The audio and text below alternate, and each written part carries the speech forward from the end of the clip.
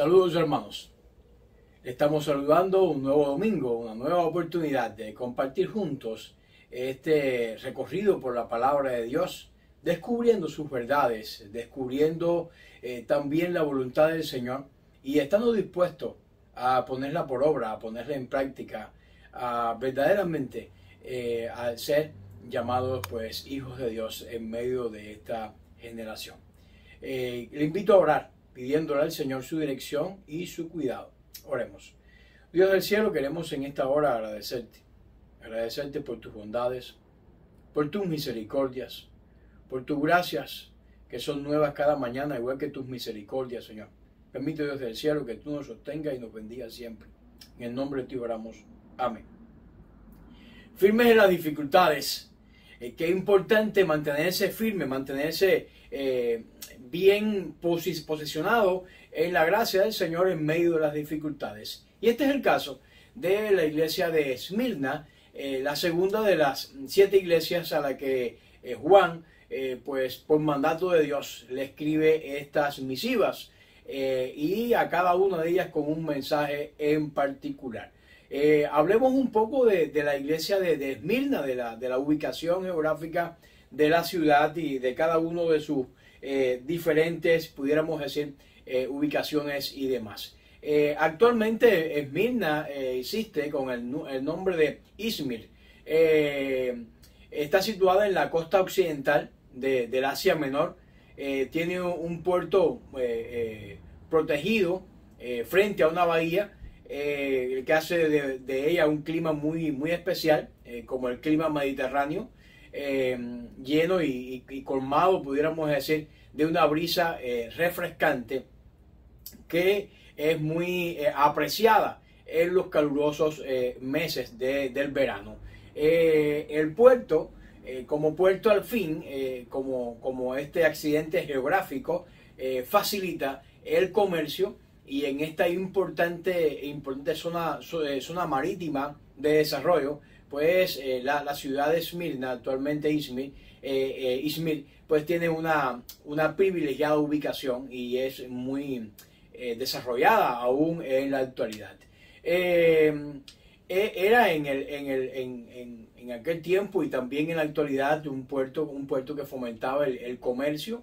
Y demás. Ustedes pueden mirarlo ahí un poco en el mapa, teniendo a Grecia prácticamente al frente, con toda la belleza de las islas griegas, aquellos que han tenido la oportunidad de visitar las islas griegas en el mar Mediterráneo, y también pues con cierta cercanía a Italia, en aquella época Roma, como la metrópoli del gran imperio. Así que estaba en una ubicación muy importante, pudiéramos decir, y eso le facilitaba y le afectaba las cosas. El punto de color rojo pues es el que está mostrando la ubicación de Esmirna en el mapa, exactamente ahí en la cercanía, en las costas del mar Mediterráneo. ¿Cómo era Esmirna en la época de Pablo? ¿Cómo era la ciudad en la época de Pablo? Bueno, se calcula que tenía una población de 250.000 personas. Era una ciudad pues próspera. Ya de allá con la descripción que acabamos de hacer, es evidente que la prosperidad formaba parte, teniendo solamente el factor geográfico como uno de los elementos claves, formaba parte del desarrollo de la ciudad de Izmir o esta ciudad que en el Asia Menor. Tenía también carreteras bien construida por los romanos, que habían sido muy habilidosos en este proceso, y lo cual también facilitaba la rapidez con la cual el comercio, la mercancía que arribaba al puerto de diferentes naciones, de diferentes lugares, pudiera moverse también con relativa facilidad, y también de alguna manera los soldados y la exposición de la palabra de Dios también corría libremente. ¿Cuál era el ambiente político de Esmirna en el tiempo de Pablo? ¿Cuál era lo que imperaba en temas de políticos? La ciudad, ya hemos visto por el mapa que estaba relativamente cerca de los romanos, y ella era una fiel aliada de ellos. La ciudad de Esmirna era una fiel aliada de los romanos, en el 26 después de Cristo. Incluso se construyó, se dedicó a la construcción de un templo al emperador pues Tiberio. Fue una de las construcciones que Esmirna se destacó, y de esta manera fomentaba o establecía lazos cada vez más sólidos con Roma, quien imperaba en toda esta región en esa época. Pudiéramos decir, los administradores romanos pues alardeaban que promovían la paz y la unidad que caracterizaba todo el imperio. Entonces Esmirna gozaba también de estos privilegios. Los escritores antiguos, ellos alababan a Esmirna por considerarla la ciudad más hermosa, en cuanto a edificios, en cuanto a templos. Habían templos dedicados a Zeus, a Cibeles. El trazado de las calles de Esmirna era muy espectacular. Estaba debidamente, pues arquitectónicamente muy bien confeccionado el trazado de la ciudad, y eso también facilitaba las cosas. Tenía muchos árboles, abundaban los parques, pero este árbol en particular tenía pues ciertas resinas aromáticas de color rojizo, amarillento, y es bien conocida a lo largo de la palabra de Dios como la mirra. Es decir, que esto también ofrecía cierto ambiente agradable en la ciudad, que pudiera oler a mirra. Es pues una de las, ya hemos visto que es una de las sustancias preciosas que también se le ofreció a Jesús cuando los magos pues fueron del oriente. La característica, pudiéramos decir, de Esmirna en cuanto a la población judía tiene la siguiente explicación. Los judíos se mencionan en esta carta como una fuerza hostil, una fuerza contraria o contradictoria a la iglesia local. Ellos estaban pudiéramos decir, en una contradicción constante. Y también es bien marcado que los judíos de este lugar eran judíos ricos, y la iglesia local se menciona en esta epístola que era una iglesia no espiritual, pero sí en el sentido material, una iglesia pobre. Las sinagogas de Satanás se le llamaban a los judíos en este lugar porque instaron a la persecución de Cristo, es decir, la persecución de cada uno de su iglesia. Consta, es sabido, está debidamente registrado la conexión que tuvieron los judíos con el martirio de Policarpo el 23 de febrero del 155 después de Cristo. Querían que Policarpo, el líder de la iglesia, pues negara a Jesús. Había sido este hombre por muchos años el obispo, el pastor principal de la ciudad de Esmirna, y ya era un anciano santo, pudiéramos decir, y él es conocido también, la historia lo recoge por la respuesta que le da al procónsul. Dice: he servido a Cristo por 86 años y nunca he hecho nada malo. ¿Cómo puedo blasfemar a mi rey ahora, a los 86 años? ¿Cómo puedo blasfemar a mi rey ahora? El procónsul, la historia también lo recoge, lo condenó a la hoguera. Es decir, Policarpo fue a la hoguera y muere precisamente por esto. Pero la historia corrobora o indica que los judíos fueron los primeros en recoger la leña para la hoguera en la cual Policarpo ardería, o el cuerpo de Policarpo ardería. Y también la historia recoge que aunque era sábado, los historiadores recogen que aunque era sábado, con deliberación cargaron leña y transgredieron la ley misma con el solo propósito de que hubiese suficiente para que Policarpo pues ardiera en el fuego. No se establece, mirando en términos de fundación de la iglesia, una fecha precisa en cuanto a la fundación de la misma.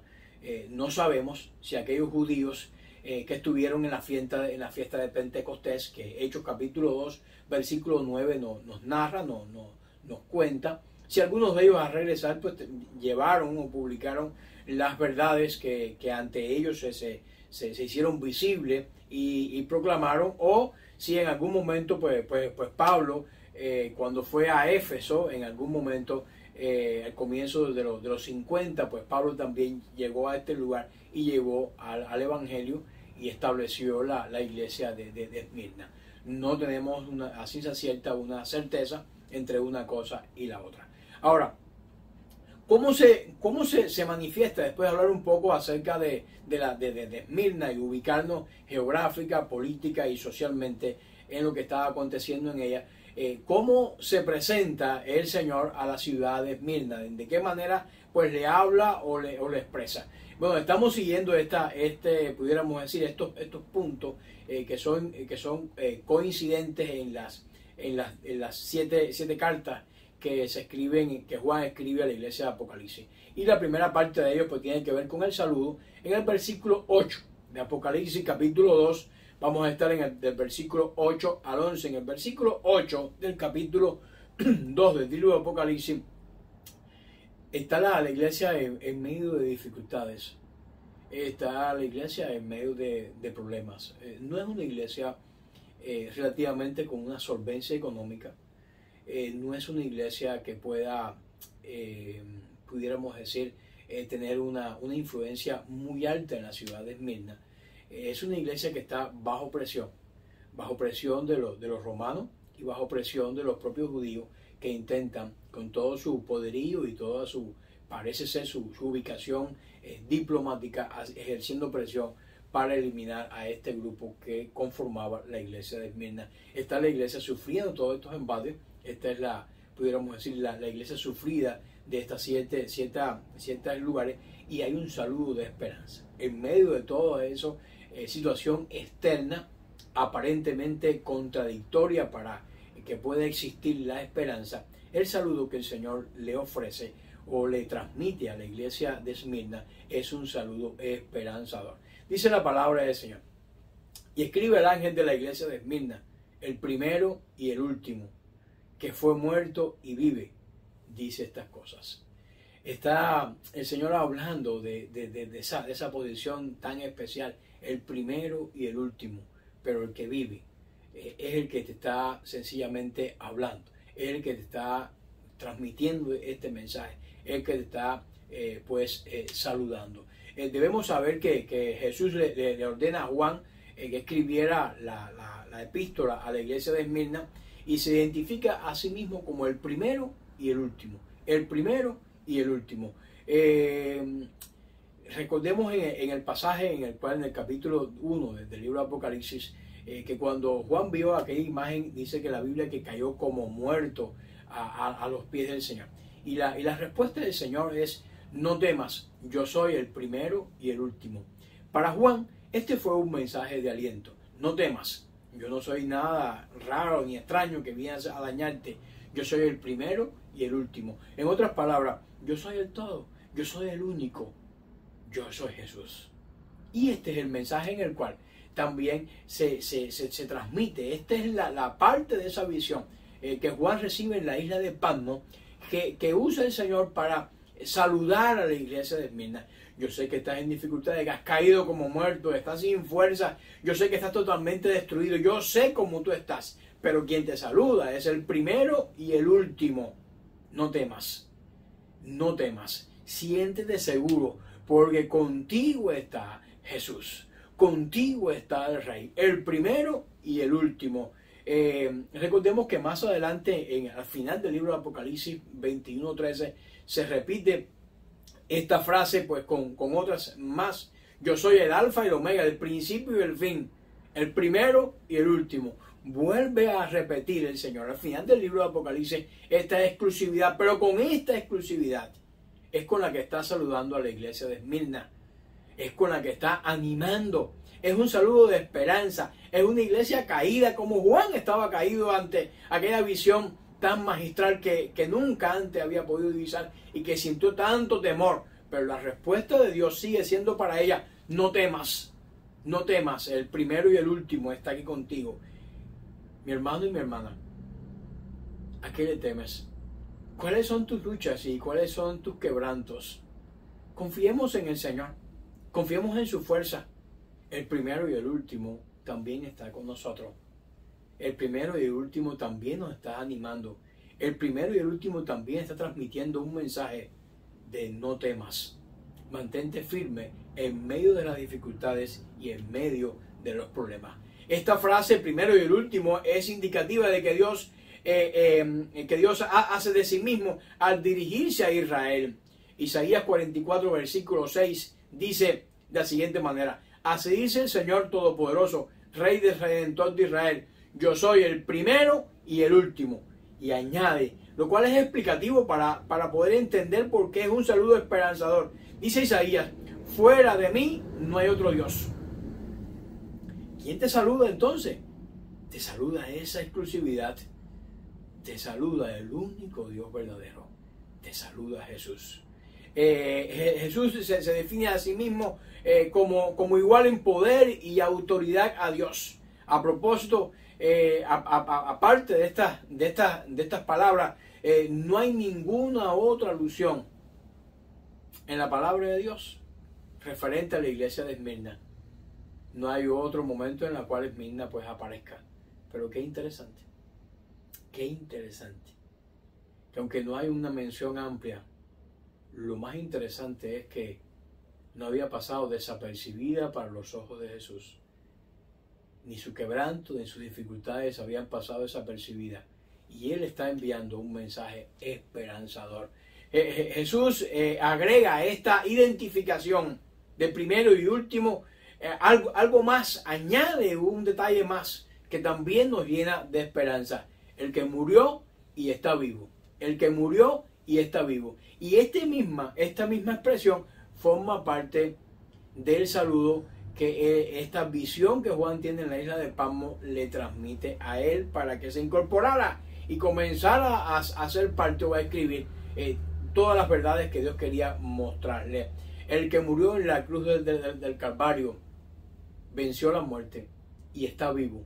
Y vive y reina por siempre. Este es sin duda un mensaje cargado de esperanza. En todo el libro de Apocalipsis, en el contraste entre Dios y Satanás, Cristo y el anticristo.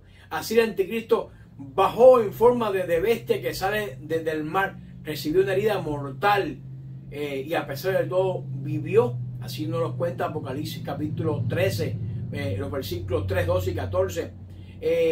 Revela el endiosamiento que el anticristo pues quería hacer.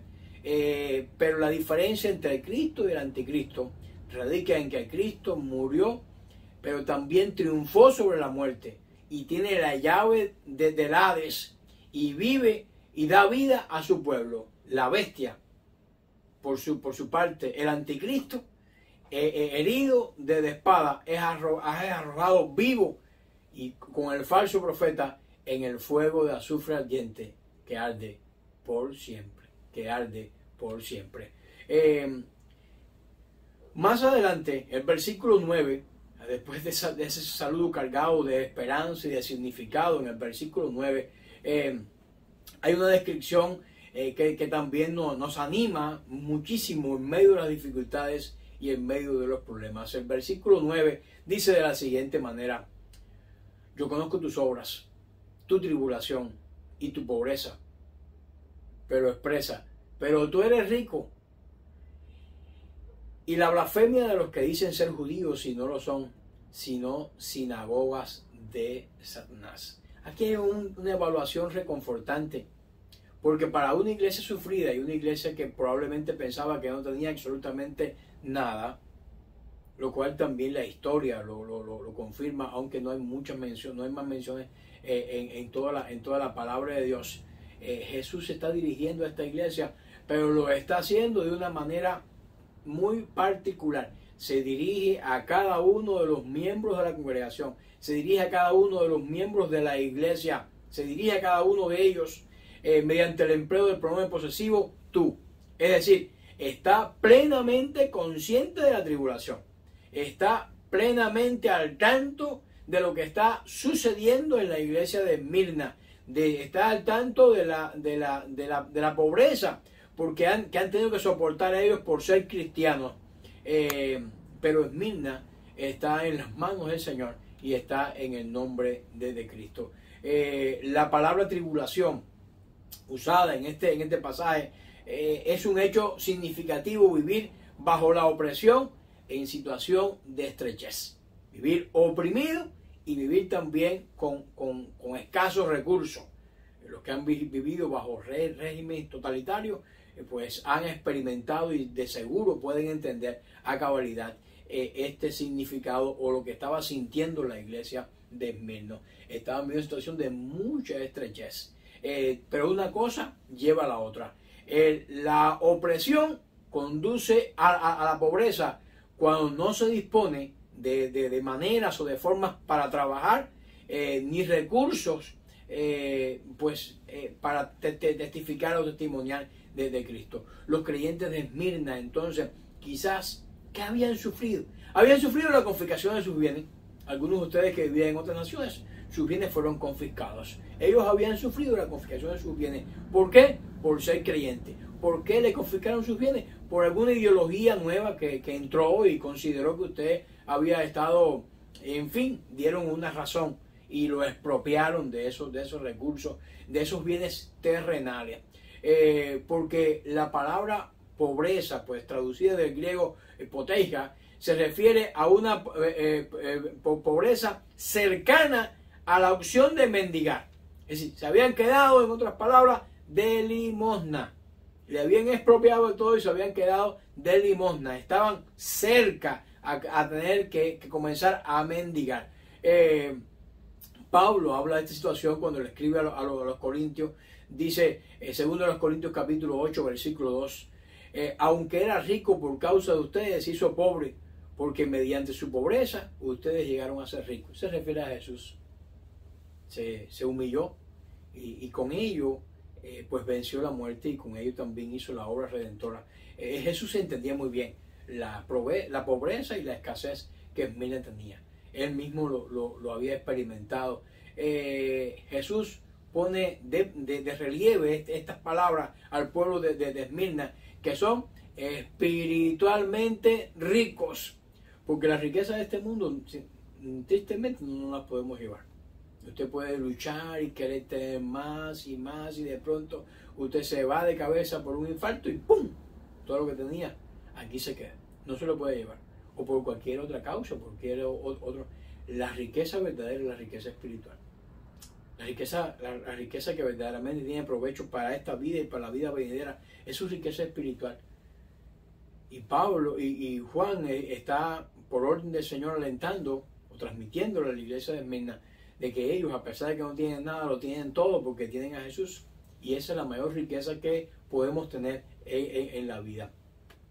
Ellos tenían pues esos bienes espirituales, y antes bien, ellos querían ser fiel a Jesús y a su palabra, incluso cuando pasaban por dificultades y maltrato. Y este es el ejemplo clásico de Policarpo, su líder, a los 86 años. Policarpo es capaz de ir a la hoguera y morir sin retractarse de su posición con el Salvador. Entonces serían bendecidos espiritualmente, porque la bendición espiritual es la que verdaderamente enriquece y no añade tristeza con ella. Jesús entonces está sencillamente hablando como Mesías, y poseía la divinidad y la autoridad igualada a Dios, de modo que quien rechaza a Jesús conscientemente es culpable de blasfemia. Los judíos de Esmirna se negaron a reconocer a Jesús como Mesías, y lo maldijeron a él y a sus seguidores. Por eso lo tenían en esta pobreza y en esta acción contundente para quitarle todo lo que ellos poseían. Es decir, ellos se llamaban hijos espirituales de Abraham, pero no lo eran. Los hijos verdaderos de Abraham son aquella iglesia de Esmirna, aquellas personas que estaban siguiendo y aceptando a Jesús su Salvador. Ahora, una vez ellos son llamados cristianos e hijos de Abraham, y los judíos que rechazan a Jesús se le consideran que estaban asociados con el diablo. Eso es lo que el pasaje básicamente está diciendo. Eso es lo que el pasaje está haciendo referencia o expresando. Jesús se refiere a la blasfemia en contra suya y el Espíritu Santo en el contexto de echar fuera de demonios ciegos y mudos. Recordemos en Mateo capítulo 12, versículo 22, cuando el hombre ya no podía oír y hablar, la gente preguntaba a sus líderes espirituales, Jesús, si era el hijo de David, que el Mesías. Pero los fariseos y los maestros de la ley respondieron, que echa fuera demonios en nombre de Belcebú. Los clérigos de Israel eran los más capacitados para poder reconocer de que estaba el Hijo de Dios ante ellos. Pero fueron los primeros en hacer todo lo posible para que su mensaje no llegara y que tampoco su ejemplo fuera seguido por la multitud. Hicieron todo lo posible. Cuando Jesús pues sanó al ciego, y Isaías pues repetidas veces había estado enfatizando en su profecía que Jesús era el Mesías, y ese Mesías abriría los ojos, y los fariseos lo sabían. Los judíos de igual manera de Esmirna conocían la ley, conocían lo que estaba ocurriendo, debieron haber entendido. Por eso, al rechazarlo, lo estaban haciendo una violación flagrante y convertían entonces en contribuidores de la obra diabólica y de la obra de Satán. Los judíos se le confiaron la palabra misma, lo dice Romanos capítulo 3 versículo 2, de modo que las promesas mesiánicas que realizaba Cristo en lugar de ellos se volvieron radicalmente contrarios a la exposición de la palabra de Dios y a sus enseñanzas. Y de hecho, todavía en la actualidad muchos están pensando de esta manera. Conocen la verdad acerca de Dios, y negar sus propósitos no es otra cosa que blasfemia. Los romanos habían otorgado, por esa cercanía que tiene Esmirna y que vimos en el mapa, a los judíos en Israel y a la diáspora, ciertas excepciones en cuanto a sus prácticas religiosas romanas. Le habían concedido el derecho de observar o de mantener su propia religión, como una religión permitida por Roma. Cuando comenzó el cristianismo en Pentecostés, la iglesia estaba todavía bajo esa sombrilla. Más adelante los judíos, después del 70, de la destrucción de Cristo, los judíos comenzaron a acusar a los creyentes, y decían que los cristianos reconocían a Jesús como Señor y que el Señor era el César. Están totalmente errados, totalmente errados. Y esa errata es la que les lleva precisamente a esta definición. Los judíos de Esmirna se niegan entonces a reconocer a Jesús como Mesías y lo maldijeron a él y a sus seguidores. Jesús ya no siguió llamando judío a estas personas. Es lo que nos dice el pasaje de este versículo 9. No los llamó hijos espirituales de Abraham. Ahora, en vez de ello, se le llama a los cristianos hijos e hijas de Abraham. Y a los judíos que rechazan a Jesús se le consideran asociados con el diablo. Se le consideran asociados con el diablo. Pudiéramos mirar cada uno de estos elementos más adelante en esta diapositiva. Los romanos habían otorgado a los judíos esa intención, pero ellos no lo habían tenido en cuenta. Y ellos fueron los primeros en acusar a los cristianos, los primeros en acusar a los cristianos. Y aquí en la iglesia de Esmirna, la historia secular confirma de que fueron capaces de violar su propia ley. En el caso de recoger leña en un día sábado, un día de reposo, para que un cristiano pues se quemara en la hoguera. Ellos eran los que se oponían, eran los agentes opositores principales contra el cristianismo, y ellos fueron los que incentivaron muchas de estas estadías o persecución que estaba padeciendo la iglesia de Esmirna. Pero el Señor los exhorta con seguridad en el versículo 10. exhorta a la iglesia de Esmirna, a pesar de toda esta situación tantas dificultades o tan dramáticas que aparecen en el texto, el Señor les exhorta. Vas a padecer de aquí, el diablo echará a algunos de vosotros en la cárcel, para que seáis probados y tendréis tribulación por 10 días. Sé fiel hasta la muerte y yo te daré la corona de la vida. Y yo te daré la corona de la vida. No temas. En medio de las dificultades, no temas. No temas es el mensaje principal de esta epístola. En medio de los problemas, no temas. Es usada en el primer capítulo y ahora dirigiéndose a cada uno de los creyentes en particular de las iglesias de Esmirna. No temas. No temas. Qué palabras tan alentadoras. Qué palabras que nos ofrecen tanta seguridad. No temas. Yo estoy contigo. No temas. Lo que he prometido que voy a hacer con la iglesia, lo estoy haciendo.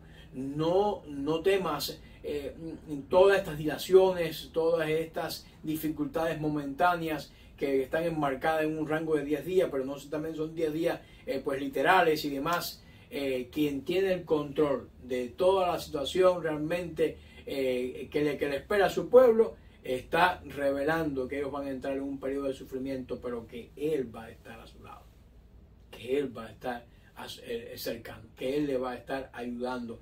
Los cristianos de Esmirna deben estar plenamente conscientes de que están peleando una guerra espiritual. Y estamos peleando en la actualidad una guerra espiritual. Siempre la iglesia ha estado batallando en una batalla espiritual encarnizada. No se enfrentan a sangre y carne, se enfrentan al diablo mismo. Desde aquí que deben estar alerta, porque el diablo va a estar incitando a las autoridades, de modo que algunas personas de la congregación ya no solamente expropiados, sino también van a ser encarcelados con la clara posibilidad de ser condenados a muerte. Mire, tenemos el caso no religioso, pero sí político. En Nicaragua, cada uno de los candidatos que están luchando por la presidencia de la nación han sido encarcelados. Entonces dice, pero ¿cómo es posible si ellos están proponiendo una agenda para salir adelante del país? Si el país no los quiere, sencillamente lo que tienen que hacer es votar en contra y votar a favor de otra persona y asunto resuelto. Aquí están los judíos haciendo algo parecido. Están sencillamente luchando contra la opción o la posibilidad de que ellos puedan triunfar. Esto va a despertar temor. De que vaya a prisión, de que detengan en un juicio, detengan en un lugar, va a despertar temor. Y es lo que el enemigo va a querer hacer siempre. Va a querer colocar sobre tus hombros el peso del temor.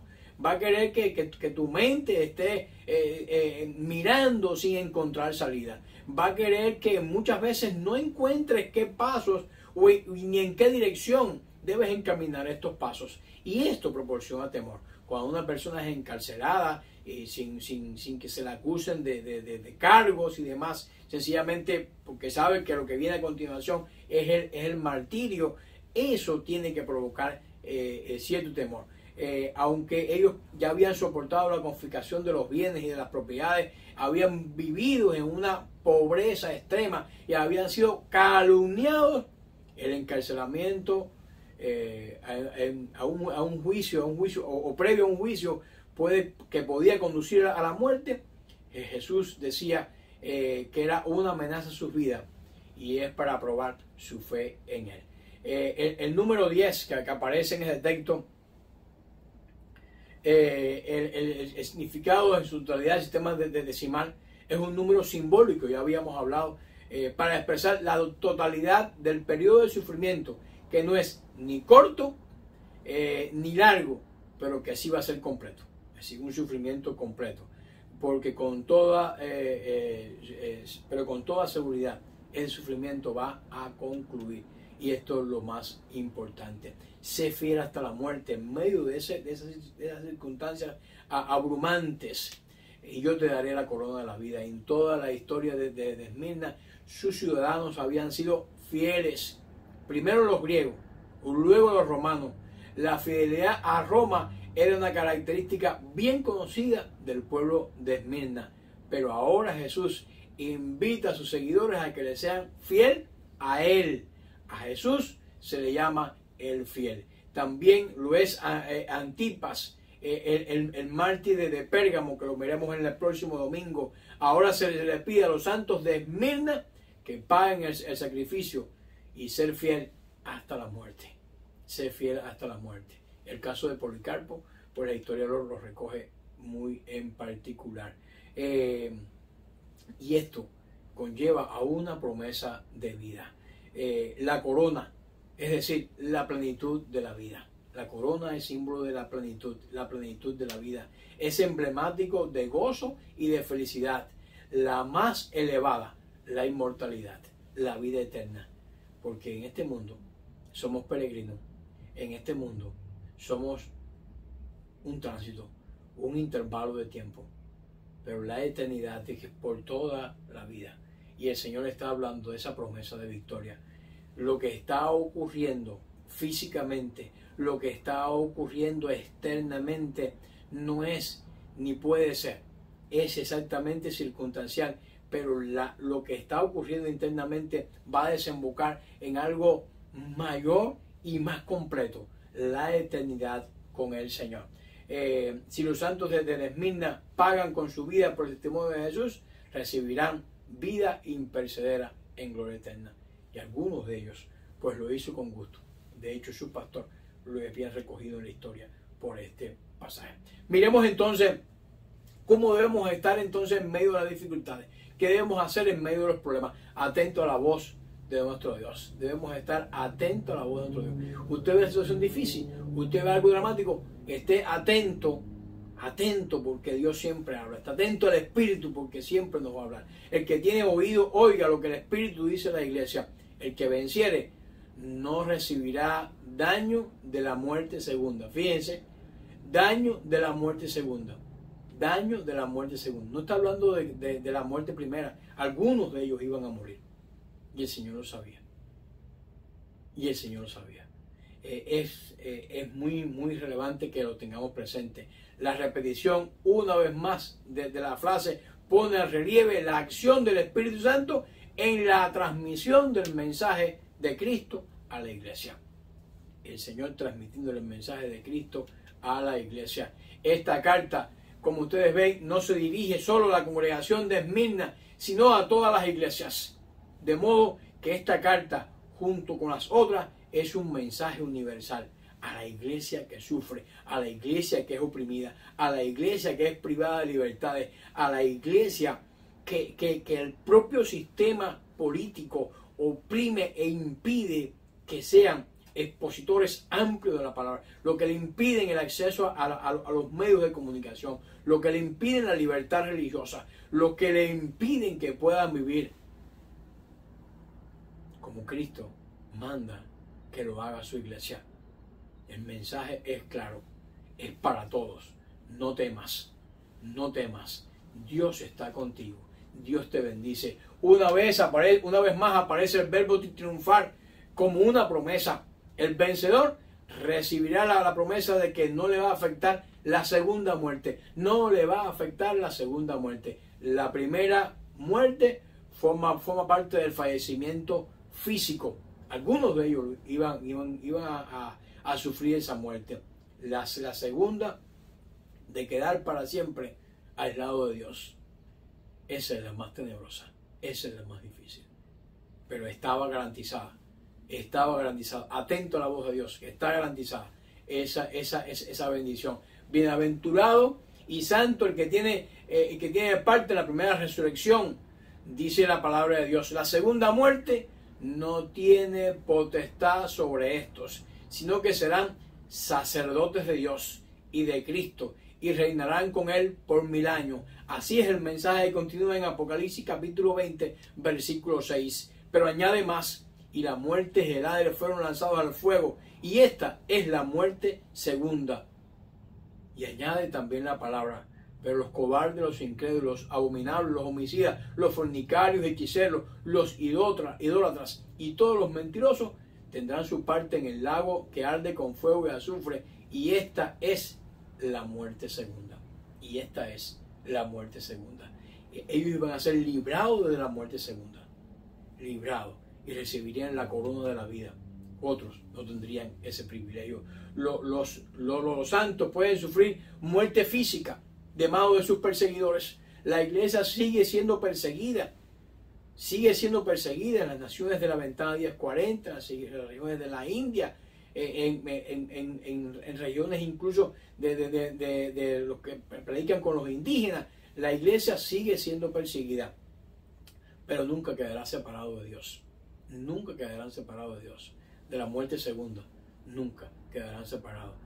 Los incrédulos, por el contrario, serán arrojados al lago de fuego, como nos ha confirmado Apocalipsis 20:14, y sufrirán la muerte eterna. Y esto no quiere decir, como algunas doctrinas enseñan, que experimentarán no una aniquilación, sino lo que dice la palabra es un castigo sin fin. Un castigo sin fin. ¿Qué hacer entonces en medio de las dificultades? ¿Qué hacer entonces en medio de las pruebas? Mantengámonos firmes, porque primero contamos con el primero y el último, que nos dice también a nosotros: no temas, yo te ayudo.